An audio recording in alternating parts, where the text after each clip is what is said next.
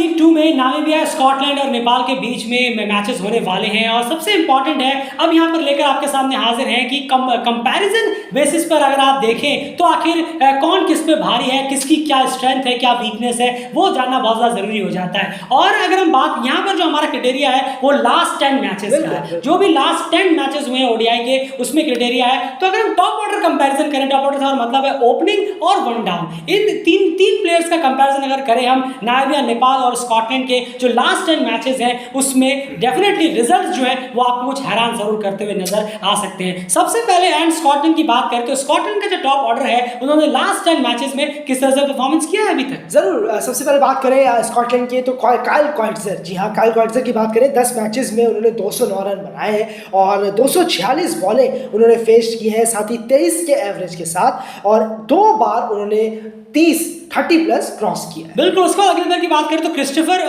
McBride, जी हाँ लगातार यही अब आते हुए नजर आ रहे हैं टॉप ऑर्डर में, और इन्होंने भी 10 मैचेस कंप्लीट नहीं हुए लेकिन इनके 7 मैचेस यहाँ पर हमने जोड़े हैं क्योंकि 7 ही मैचेस हुए हैं। 145 रन बॉल उन्होंने खेली है, 206, 24.1 की इनकी एवरेज है और लगभग 3 बार इन्होंने 30 या 30 प्लस उससे ज्यादा का स्कोर अब तक किया है। बिल्कुल। अगले प्लेयर की बात करें तो यहाँ पर जॉर्ज हंसे, जी हाँ 10 मैचेस में 291 रन, 404 बॉलें फेस की हैं और 32 का उनका एवरेज है और 4 बार उन्होंने 30 का स्कोर क्रॉस किया है। बिल्कुल, यानी यहाँ क्लियर है ये पूरे है जो टॉप ऑर्डर रहा है अभी तक स्कॉटलैंड का लास्ट 10 मैचेस में। आपको एंड में बताएंगे कि मोस्ट बॉल फेस्ड और मोस्ट बॉल रन्स में तीनों टीमों का हाल क्या है, वो भी बहुत इंटरेस्टिंग हो जाएगा। लेकिन अब चलते हैं अगली टीम की तरफ, वो है नेपाल की टीम। नेपाल की टीम की अगर हम बात करें यहाँ पर तो उनके जो टॉप ऑर्डर है यानी ओपनर्स और साथ में जो वन डाउन के प्लेयर हो जाते हैं उनका अब तक लास्ट 10 मैचेस में परफॉर्मेंस जो है वो कैसा रहा है। आपको बता दें कि कुशल को हमने यहाँ पर एज ओपनर वापस से इंक्लूड कर दिया है क्योंकि मोस्ट प्रोबेबली कुशल और आसिफ हमें ओपनिंग करते हुए नजर आएंगे, इसलिए उनके लास्ट 10 मैचेस में परफॉर्मेंस क्या क्या निकल कर आ रही है। जरूर बात करें आसिफ शेख की, जी हाँ, और 10 मैचेस में 286 रन आसिफ शेख ने किए हैं, 368 बॉलें उन्होंने फेस की हैं, 31 का उनका एवरेज है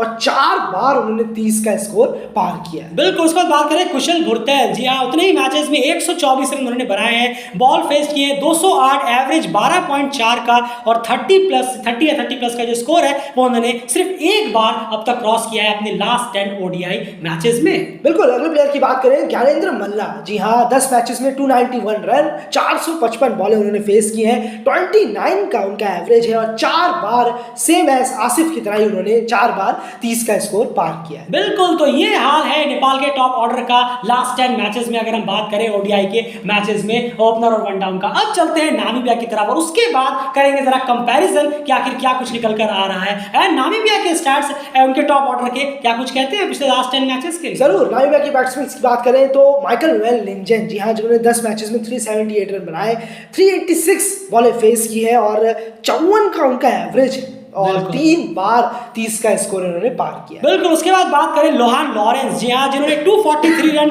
बनाए, अब तक बॉल फेस किए हैं 391, एवरेज उनकी 24.3 की और 30 या 30 प्लस का जो स्कोर है वो उन्होंने अब तक 3 बार क्रॉस किया है अपने लास्ट 10 ओडीआई मैचेस में। बिल्कुल। अगले प्लेयर की बात करें जैन ग्रीन, जिन्होंने 10 मैचेस में 180 रन बनाए, 243 बॉलें फेस की है, 20 का सिर्फ उनका एवरेज है और एक बार उन्होंने 30 का स्कोर पार किया। बिल्कुल। आपको बता दें कि डिवान लॉकआउट जो है वो लगातार आ रहे थे तो टॉप ऑर्डर में नामीबिया के लिए, लेकिन डिवान लॉकआउट इस दौरे में नहीं है तो मोस्ट प्रोबेबली उनकी जगह पर इससे पिछली बार जब डिवान लॉकआउट नहीं थे तो उनके एब्सेंस में जैन ग्रीन कहीं ना कहीं वन डाउन आए थे बैटिंग करने के लिए और इसीलिए हमने जैन ग्रीन को यहाँ पर इंक्लूड किया, वरना जैन ग्रीन काफी नीचे वैसे आते हैं लेकिन डिवान लॉकआउट नहीं है तो इसलिए ऊपर आते हुए नजर आ सकते हैं। ये तीनों टीमों के स्टार्ट्स थे जो उनका टॉप ऑर्डर लास्ट 10 मैचेस में कैसा किया। अब आ जाती है कंपैरिजन की बारी कि अब तक अगर आप देखें लास्ट 10 मैचेस में किसके टॉप ऑर्डर ने सबसे ज्यादा रन किए हैं, तो यार बताइए जरा कि सबसे ज्यादा रन्स की बात अगर हम करें तो किस टीम ने कितने रन किए, कितने टॉप ऑर्डर ने कितने रन किए हैं? बिल्कुल। और इस पर नामीबिया,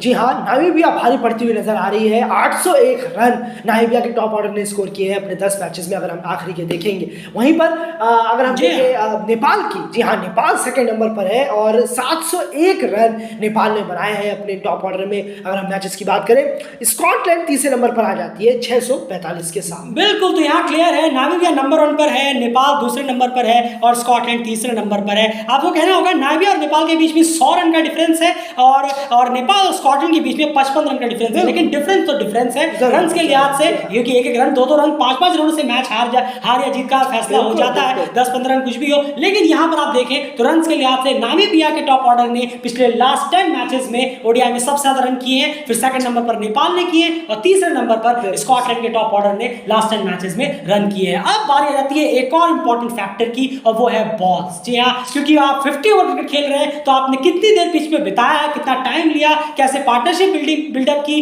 तो बॉल फेज भी बहुत इंपॉर्टेंट हो जाता है। तो यार बॉल फेज में क्या कुछ हमें स्टैंडिंग्स अलग नजर आ रही है? यहाँ पर बॉल फेज में टॉप ऑर्डर में कौन सी टीम सबसे ज्यादा हावी हुई है अभी तक लास्ट 10 मैचेस में? जरूर, और बॉल फेज में कहानी कुछ और बयान करती है। जी हाँ, नेपाल यहाँ पर टेबल टॉपर बनता है। ये बहुत अच्छी बात है कि टॉप ऑर्डर के जो बॉलर्स यानी कि ज़्यादातर बॉल फेस जो खेल रहे हैं, 1031 बॉलें खेली हैं नेपाल के टॉप ऑर्डर ने, अगर हम पिछले 10 मैचों में बात करें।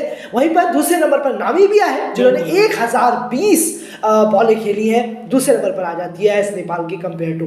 वहीं पर तीसरे नंबर पर यहाँ स्कॉटलैंड है जो कि 856 के साथ तीसरे नंबर पर बनी हुई। बिल्कुल, ये सब लास्ट 10 मैचेस के हैं क्योंकि रीसेंट फॉर्म बहुत मैटर करता है, इसीलिए लास्ट 10 मैचेस के हमने यहाँ पर इंक्लूड किए हैं। अब सबसे बड़ी बात यहाँ पर यह आप जैसे देख रहे हैं कि बॉल फेस में नेपाल 1031 बॉलें अब तक उनका टॉप ऑर्डर खेल चुका है, सब मिलाकर तीनों मिलाकर लास्ट 10 मैचेस में। और डिफरेंस अगर आप देखेंगे नेपाल और नामीबिया में सिर्फ 11 बॉलों का डिफरेंस है, यानी नामीबिया और नेपाल के जो टॉप ऑर्डर है उन्होंने बॉल फेस के मामले में लगभग दोनों बराबर ही हैं अगर हम लास्ट 10 मैचेस देखें। लेकिन स्कॉटलैंड का जो टॉप ऑर्डर है वहां थोड़ा स्ट्रगल जरूर हमें देखने को मिला है। आप कह सकते हैं वहां पर कुछ एक्सपेरिमेंट्स वगैरह भी हो रहे हैं, कुछ नए प्लेयर्स भी आए हैं, लेकिन जो भी आए नए प्लेयर्स तो नेपाल में भी है और नामीबिया में भी है, ऐसी बात नहीं, उन सब लड़के भी नए आ रहे हैं। तो इस लिहाज से करीब 150 बॉल स्कॉटलैंड के बॉलर टॉप ऑर्डर ने कम खेली है यहाँ पर, तो ये कहीं ना कहीं कंसर्न जरूर नजर आता है। तो बॉल फेस में नेपाल सबसे बेहतर, सबसे ज्यादा बॉल्स खेलने में कामयाब रहा है उनका टॉप ऑर्डर लास्ट 10 मैचेस में। रन्स में नामीबिया सबसे ज्यादा रन्स करता हुआ नजर आया है